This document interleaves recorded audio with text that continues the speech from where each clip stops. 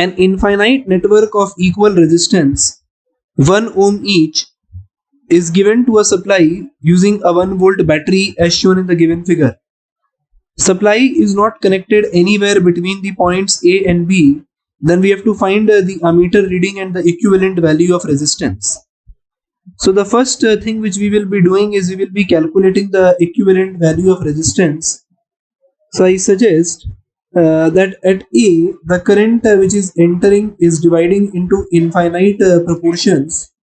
So I say that at A, the current that will enter, suppose say I current, if it enters from here, will divide in the 4 equal divisions of I by 4 each in each arm.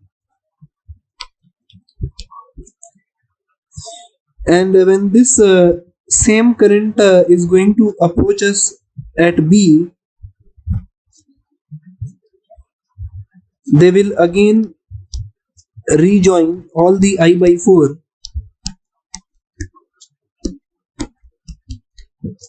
to meet at B as I. So this is how we redraw this circuit.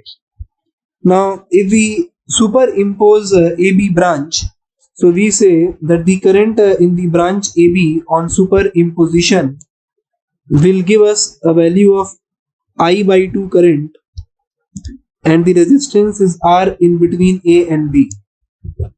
Now there is an ammeter attached over here with a voltmeter over here.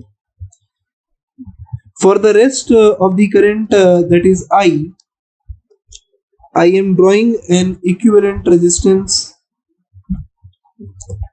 whose value is to be determined. So it is very simple. So since I by 2 current is flowing in the arm AB, so I by 2 must be flowing in the RE network. So from here I can say that RE is equal to R. So the effective value of resistance, that is the two are in parallel with each other, is going to be R by 2 ohm. Now since R is equal to 1, so it is going to give us 0.5 ohm. For calculating the value of ammeter reading, we are saying I is equal to V by R.